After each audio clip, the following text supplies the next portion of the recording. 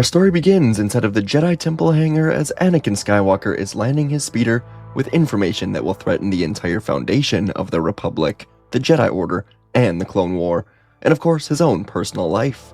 Chancellor Palpatine has just revealed a terrible truth. He is the Sith Lord known as Darth Sidious. The greatest enemy the Jedi have ever known has been the one commanding them from the start.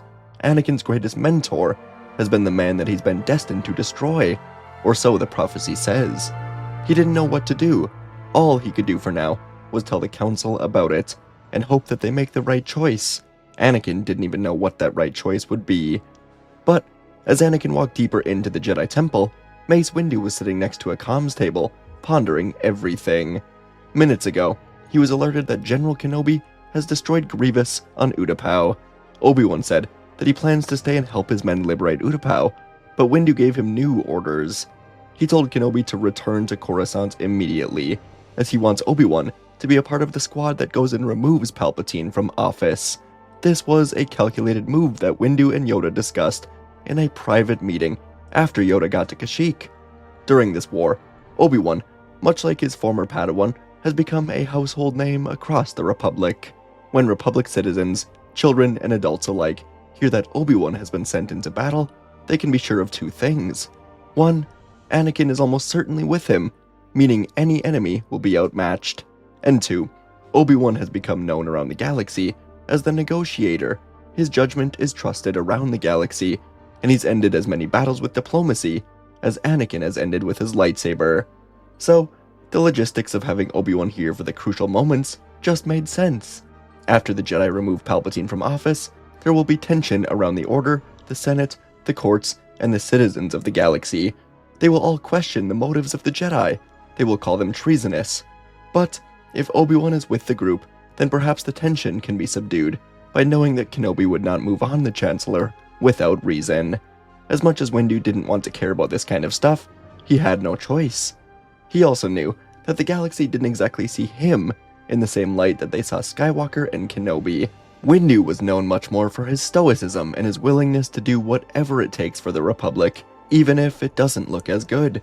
Plus, Obi-Wan will have just returned from destroying Grievous, the most feared enemy of the Republic, and so, his standing within the Republic will be quite strong. So, Mace Windu was now pacing in the comms room, knowing it would be about an hour until Kenobi arrives, when Anakin clumsily stumbled into the room. Since returning to the temple, Anakin's anxiety has risen an immeasurable amount. The more time he had to think, the more the pit of fire deep inside of him was eating him alive, begging to be let free. And in the comms room, Anakin found Mace Windu, Kit Fisto, Sazitin, and Agen Kolar all looking at him. Windu spoke first, telling Anakin that General Kenobi has destroyed General Grievous. They're going to make a move on the Chancellor and remove him from office. But they are waiting for Obi-Wan to return before they make their move. And Windu would ask how the Chancellor reacted to the news about Grievous officially being located and engaged. Anakin felt like he couldn't speak. The words were stuck in his mind. But, for some reason, hearing that Obi-Wan was coming back did seem to calm him a bit. As soon as the Council separated him and Kenobi, he felt even more lost, and Anakin would suddenly decide that the truth about Palpatine could wait until Obi-Wan returns. And so he mumbled that he doesn't have much to report. The Chancellor seemed normal. Windu asked Anakin if he thinks Palpatine will willingly give up his emergency powers now that the war is effectively over. His role as Chancellor has evolved into the role of a dictator much more in recent weeks. His term in office has extended far past what he was voted in for. Will he step down when the Jedi go to him? And now Anakin would let a bit of the truth slip out, admitting that he doesn't think Palpatine will step down yet. Windu shook his head, telling Anakin that he knows him and Palpatine have a long, friendly relationship. He can feel Anakin's conflict in the Force. But Windu assured Anakin they have no reason to hurt Palpatine or even arrest him as of now. From their point of view, Palpatine has done what he thinks he had to do to end this war. But now it is over, and so they will soon go and ensure that he signs a peace treaty and begins the steps to leave office, all in due time. Anakin nodded, saying he's going to go and rest his eyes. He will return to them once Obi-Wan arrives. And Anakin left the comms room, quickly turning his pace from a slow, confused walk to a brisk run, using the Force to center himself on the only thing he wanted right now: go to Padme. The Coruscant sun was nearly set as Padme was preparing for the night. She expected Anakin to be here any minute, as he typically was whenever he had time away from the war. But something was off. Padme couldn't place it, but she just had a feeling in her mind. She placed a hand on her stomach, knowing the child had the Force, and wondering what they were feeling, if anything. She glanced out at the window towards the Jedi Temple, but moments later, C-3PO arrived, letting her know that Anakin is here. Padme ran out to the balcony, and immediately, she could tell that something was wrong. She had Anakin sit down, and Anakin was searching for the words. Before long, he would ask Padme what she knows about the Sith. Padme admitted that she doesn't know much, only what she researched in her time studying galactic history. She knows the Jedi and Sith fought many wars over 1,000 years ago. She knows the enemy on Naboo, with the red blades that killed Qui-Gon, was a Sith. She knows that Dooku was a Sith from her conversations with Anakin and the Council. And she knows of another name, Darth Sidious. This name was whispered in Senate conversations, overheard in rumors, and many of the senators who've begun to doubt the Jedi believe that Sidious was made up by the Jedi as a reason to prolong this war. Anakin asked what she believed, and Padme considered it for a moment before saying she trusts the Council. And Anakin then asked Padme what she thinks of Palpatine, her true thoughts. Padme would admit the truth. She has lost faith in Palpatine's ability to peacefully end this war. She has lost faith that he is the leader that will maintain democracy, and she alone in the Senate has considered going to the Jedi Council to put together a plan to help remove him from office. Anakin was stunned. He asked if anyone else is in on this with her, and Padme said, maybe Bail Organa, but no one else. No one is as close to the Jedi as she is. No one has seen how desperate for peace they are, and she admitted that she thinks this war has stripped away the true purpose of the Jedi. And finally, Padme would ask Anakin why he is asking all of this from her. And Anakin had to collect his thoughts. This extra hour of time between Palpatine telling him the truth and Obi Wan coming back to Coruscant was extremely helpful. Anakin began to realize that his wife, the person he trusted most in the galaxy, was siding with the Jedi. And Palpatine has been telling him for days now that the Jedi and the Senate are plotting against him. Anakin has begun to buy it. He's begun to see the Jedi as traitors and liars. He began to see that the Senate was complicit in all of it. But the truth of the matter was that the Senate and the Jedi couldn't be further apart from each other, and yet both entities saw Palpatine as an enemy. So Anakin finally told someone the truth. He said that Palpatine has just admitted to him that he is Darth Sidious. So not only is Sidious real, but he's been the man orchestrating everything. Everything she's dedicated her life to suddenly began to crumble apart. The Republic she's worked tirelessly to defend has been a shell of itself from the moment she stepped into office. And for the first time, Anakin sensed something in her that he very rarely felt. Raw, unfiltered anger. She told Anakin that she must bring this to the Jedi immediately. He will begin drafting up the Senate forms to justify his arrest or his execution, whatever the Council deems necessary. Padme would throw her hands up, asking if it even matters. Does anything she does in the Senate matter? No, the only way to end this is to kill him. He has control of the Senate and the courts and the Separatists. But Anakin held Padme by the shoulders, telling her she doesn't understand at all. Palpatine has promised Anakin that he can save her from dying. And Padme looked into Anakin's eyes. Her expression would shift as she looked at Anakin as if he were a stranger. And then she slapped him across the face, telling him to think about this for a moment. Palpatine, Sidious, the man who's been manipulating the entire war, the entire galaxy, all while befriending Anakin, is suddenly the only person capable of doing the one thing that Anakin wants above all else. And Padme would put it plainly, if Anakin sides with Palpatine over the Jedi, and over her, then he won't have to worry about her dying, because he'll never see her again. Chancellor Palpatine is evil, and, unlike anyone else in the galaxy, Padme was the only one capable of setting Anakin's mind free and helping him to let go of the grip that the Sith have put on him. Padme once more told Anakin to go back to the temple, tell the Jedi about this, and do what must be done. Anakin nodded, and the two of them would embrace before he left.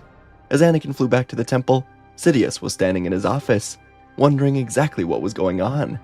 When Anakin left his office, his anger and hatred were allowing him to feel the dark side, and Palpatine used this emotion to put the idea of him saving Padme into his head. Anakin was in his grip. He was certain of it. And yet, it's been nearly an hour since his departure. Sidious knew he had the clone army in his back pocket. If Anakin does not return soon, Order 66 will be executed without him, and he will be forced to choose a side in the heat of battle. But Sidious also knew he dedicated far too much time to give up now on Anakin, so he would wait a bit longer. And back in the Jedi Temple hangar, Anakin would land and find Mace Windu with Kit Fisto, Agen Kolar Sazitin, and now Obi Wan Kenobi, who has finally returned. Mace sternly asked Anakin where he has been, but Anakin ignored the question, saying he has urgent information. Palpatine is Darth Sidious. And after this revelation settled in for Windu, he hid any emotion. He knew the time has come to end this. He could not take any risks. He would tell Anakin to go wait in the council chambers, while he and the masters here go and take on Sidious.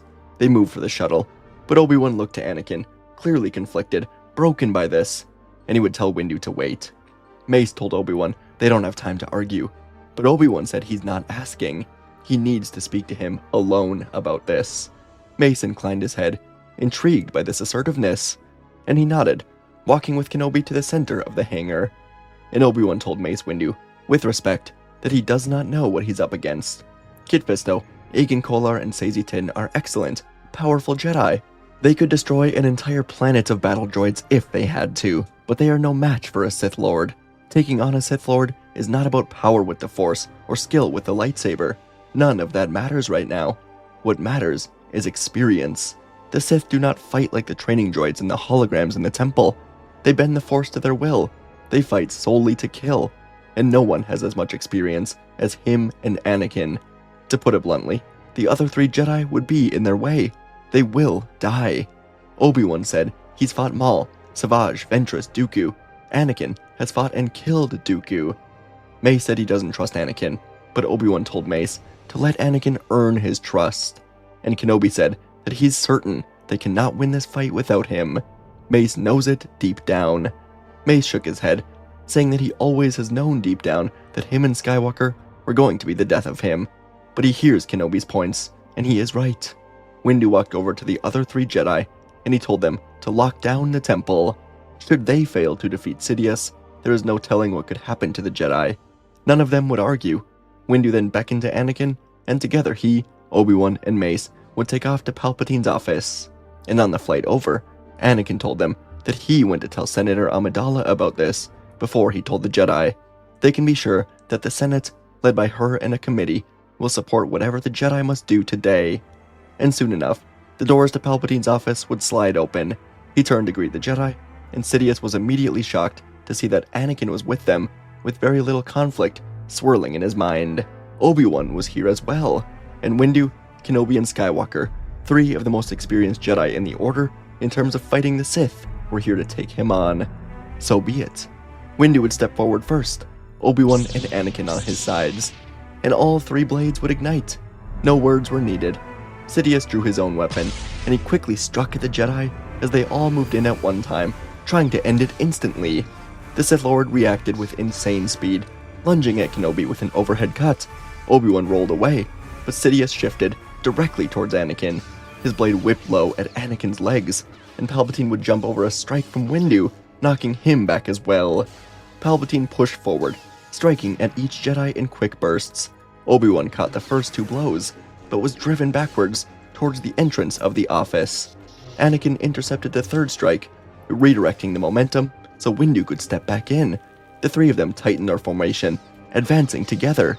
Palpatine took a step back, ducked beneath a swing from Kenobi, then stabbed forward at Anakin with a sharp motion. Anakin caught the blade just centimeters from his chest, shoving it aside. And together, Obi-Wan and Anakin moved with Windu as the fight spilled past the doorway. Palpatine slashed in a full circle to keep them back. The red blade was illuminating the hallway as Palpatine tried to maneuver towards the main room. He knew if he could get in there, he could execute Order 66 and escape. He waited too long to activate it. He would correct that mistake. He continued backing up towards the comms terminal, blocking every single attack, knowing it was just a few steps away. Sidious would soon see the pattern that the Jedi had created in their duel. and he quickly broke it with a sudden slice downwards towards Obi Wan. It was so fast, and in a single moment, the red blade cut through Obi Wan's wrists before he could retreat. His lightsaber fell to the floor, and Sidious immediately followed with a blast of lightning that threw him through the main doorway. His body crumpled to the floor, and as he expected, Anakin ran after him without hesitation. Mace shouted for Anakin not to go, not to split up, but Anakin was already out the door, chasing after Kenobi. Sidious would extend his free hand, pushing the door controls with the Force. The door closed behind Anakin, locking him and Obi-Wan outside of the office, while Windu was alone inside. Anakin got to Obi-Wan, who was burned, missing his hands.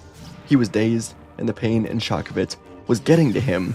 Anakin helped Obi-Wan center himself with the Force, and he told Anakin to get back in there.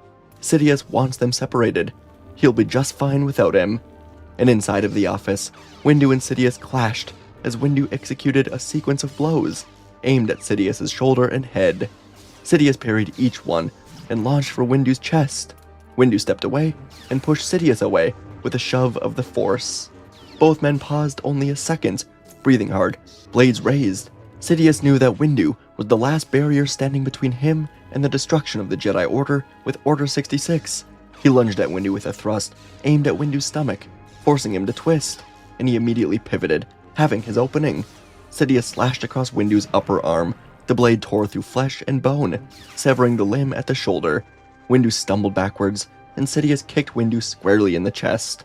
He crashed through the office window, body sliding down the sloped roof of the building through the heavy rain. And finally, Sidious would turn to the comms terminal. He could hear Anakin breaking through the door, locking him outside.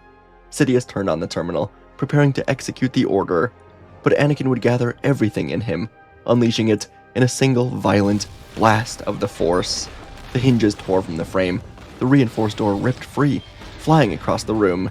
Sidious barely had time to turn before the massive slab of metal collided with him, smashing him against the wall. He crumpled to the floor, gasping, broken, defeated, and when he lifted his head, he saw Anakin standing in front of him, holding his own blade and Windu's blade in his hands. And with a quick diagonal swing, he struck, ending the Sith Lord. Anakin then heard a voice from behind him. It was a hologram of Captain Rex, clearly confused by what he was seeing. Palpatine had attempted to contact him, and Anakin just told him everything will be explained, all in due time. And so, by the time Anakin carried the news of Palpatine's death to the Senate floor, a committee led by Padme was ready. She'd promised Anakin that the Senate would side with the Jedi if he did the right thing, and she was right. The Jedi Council would meet quickly after. Windu survived his fall, and he would go into urgent surgery next to Kenobi as they were repaired. Through it, the two of them would confirm Anakin's report.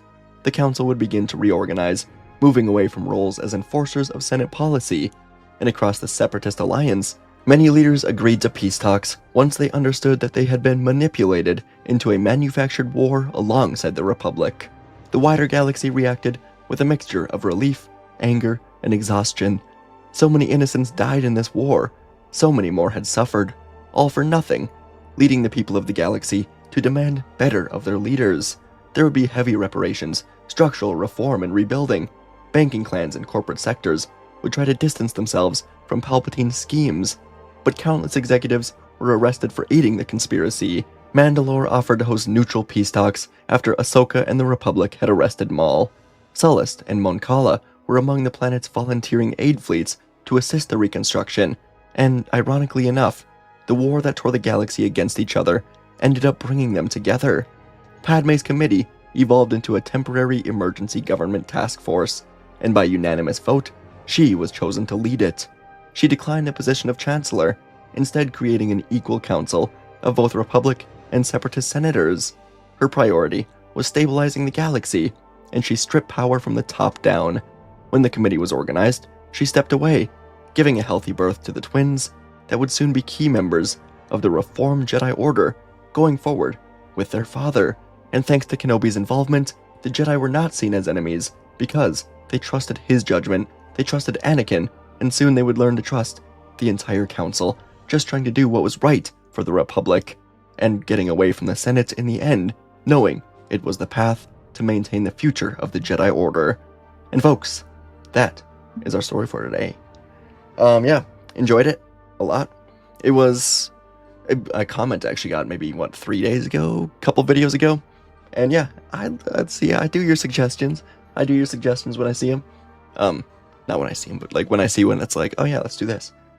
Usually when I see a suggestion that I like, I write it down and say in like a month I'll get to it, just because I've got a handful of other stuff. But this one was an idea that, I don't know, I was just really intrigued by, and something I wanted to do.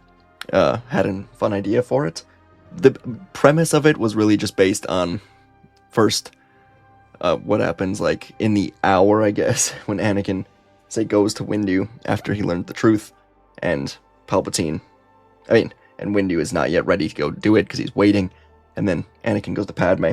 And I wanted to really highlight that Obi Wan is seen as like the negotiator guy, and also he would be the one to convince Windu to bring Anakin with, because the other 3 Jedi would get butchered by a Sith, and whereas Kenobi and Skywalker, obviously, have had some experience there, so really wanted to bring that part of it and enjoy it. So hope you guys enjoyed as well.